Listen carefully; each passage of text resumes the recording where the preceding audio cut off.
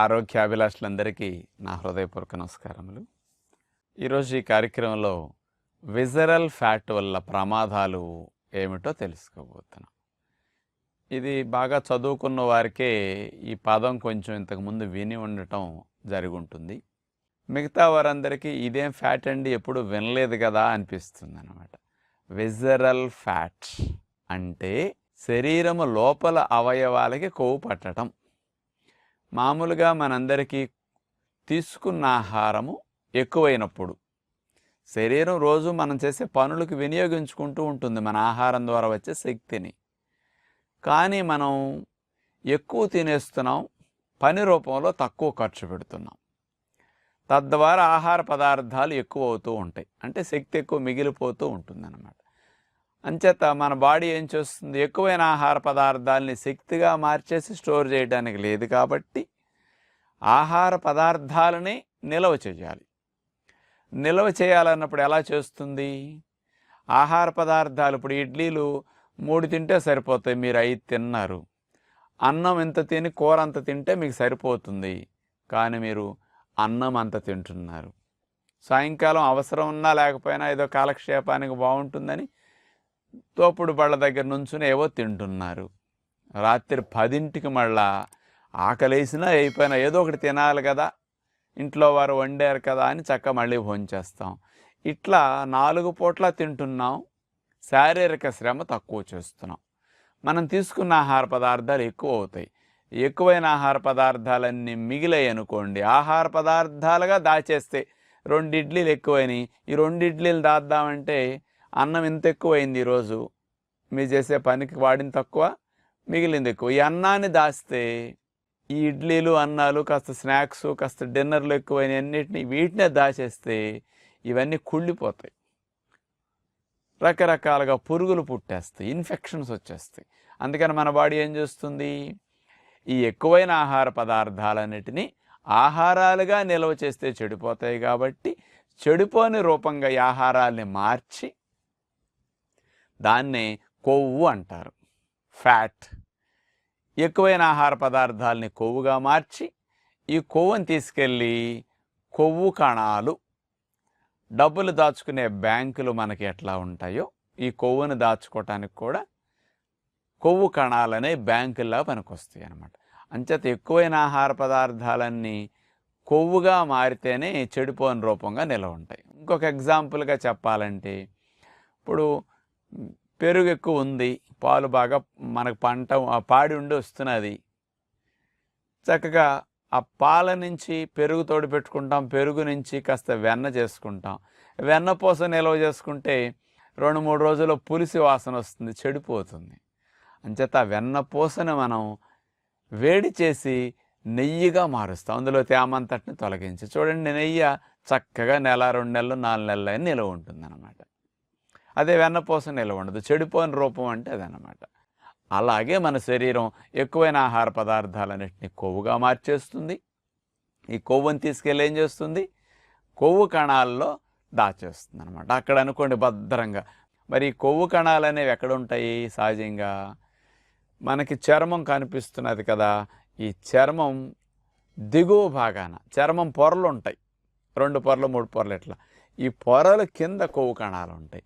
ఈ కొవ్వు కణాల కింద మజిల్ ఉంటుంది, కండ, దాని కింద ఎముకలు ఉంటాయి. రక్తనాళాలు ఇవన్నీ కూడా ఎక్కువ భాగం ఈ మజిల్లోనే ఉంటాయి. మజిల్ నుంచి స్కిన్కి ఇవన్నీ అట్లా సప్లై అవుతూ ఉంటాయి అన్నమాట. అందుకని కొవ్వు కణాలు అనేవి చర్మం కింద ఉంటాయి, అక్కడ కొవ్వు అంతా వెళ్ళి పేరుకుంటుంది. ఆ ఫ్యాట్ని విజరల్ ఫ్యాట్ అన్నారండి. అక్కడ పేరుకున్న కొవ్వు వల్ల మీరు బరువు ఎక్కువై మోయటానికి ఇబ్బందే తప్ప పెద్ద ఎక్కువ నష్టం రాదు. ఉంటుంది కానీ స్లోగా ఉంటుంది. కానీ ప్రమాదకరమైన కొవ్వు ఏంటంటో తెలుసండి, విజరల్ ఫ్యాట్. ఇది ఎక్కడ పేరుకుంటుంది? అట్లాంటి చోట కొవ్వు కణాల్లో కొవ్వు ఎక్కువ అవుతున్నా ఇంకా మీరు తింటున్నారనుకోండి, శ్రమ చెయ్యరు, తినేది ఎక్కువ. అంచేత మన బాడీ ఏం చేస్తుంది, ఈ ఎక్కువైన కొవ్వు పదార్థాలన్నిటినీ కొన్ని అంతర అవయవాలపైన కొవ్వు పేర్చేస్తూ ఉంటుంది. అంటే ఈ విజరల్ ఫ్యాట్ అంటే చర్మం కింద పేరుకున్న కొవ్వుని అనరు, లోపల అవయవాల పైన పేరుకున్న కొవ్వుని అంటారు. ఇది ప్రమాదం అంటున్నాను నేను. ఇప్పుడు మనం చూస్తుంటే కనపడుతున్నాయి కదా బొమ్మల్లో, ప్రేగులకి చూడండి ఎట్లా పట్టేసిందో. ప్రేగులు పై భాగంలో కూడా కొవ్వంతట పట్టేస్తుంది అన్నమాట, పేరుకుపోతూ ఉంటుంది. ఇప్పుడు మోటార్ సైకిల్ సైలెన్సర్ లోపల పొగ అట్లా పేరుకుపోతూ ఉంటుందండి. కార్బన్ పట్టేసి సైలెన్సర్ నల్లగా ఎలా ఉంటుంది, అలాగే ఈ ప్రేగుల పైన కొవ్వు అట్లా పట్టేస్తే చూడండి పచ్చగా ఎట్లా ఉందో కొవ్వు ప్రేగుల పైన. అది ఈ విజరల్ ఇంటెస్టినల్ ఫ్యాట్ అన్నమాట. అది ఇంటెస్టైన్స్కి ఇట్లా పట్టేస్తుంది అన్నమాట. అలా పట్టింది అనుకోండి ఏమవుతాయి, ఆ భాగాలు ప్రేగులు ఏంటి అస్తమానం సంకోచి వ్యాకోచాలు చేసుకోవాలి, కదలికలు చేయాలి. మరి వాటి పైన నెత్తి నిండా ఇంత మందాన్ని కొవ్వు పట్టేస్తే పాపం అంత భారం పడితే అవి ముడుచుకుని సాగాలంటే ఎంత భారం అవుతుందో ఆలోచించండి ఒక్కసారి. అందుకని అట్లా పేరుకునే కొద్దీ అక్కడ ఇన్ఫెక్షన్స్ రావటం, భారం అవటం, కదలికలు తగ్గిపోవటం, ఆ సెల్స్కి ఎక్కువ అట్లా అయ్యేసరికి కూడా లైఫ్ తగ్గిపోవటం అన్నీ జరుగుతుంటాయి అన్నమాట. అలాగే కొంతమంది చూడండి ఈ గుండె భాగంలో కొవ్వు పేరుకుంటుంది. హార్ట్ మజిల్ పైన కొవ్వు చూడండి పచ్చగా ఎట్లా పట్టుందో, ఇది హార్ట్కి చాలా ప్రమాదం. ఇలా కొవ్వు పడితే చాలా డేంజర్ అని కూడా చెప్తారు డాక్టర్లు. అంచేత వాటి యొక్క పనితీరు మీద డైరెక్ట్ ఎఫెక్ట్ ఉంటుంది. కాబట్టి అట్లాంటి ఫ్యాట్ తగ్గాలంటే మీరు మనం అనుకునే ఆహారపు అలవాట్లు మార్చుకునే ప్రయత్నం చేయండి. ఫస్ట్ అన్నం మానేసి పుల్కాలు తినండి. అప్పుడు కొవ్వు క్యాలరీస్ ఎక్కువ అవ్వట్లేదు, అన్నం ఎక్కువ అయితే ఇది కొవ్వుగా మారుతుంది. పుల్కాను కూర ఎక్కువ తినేసేయండి, కూరల్లో కార్బోహైడ్రేట్స్ ఉండవు, క్యాలరీస్ రావు. కాబట్టి కడుపు నిండా తిన్న 2 పుల్కాలు కూర తింటే 1 కప్పు పెరుగు వాడుకోండి.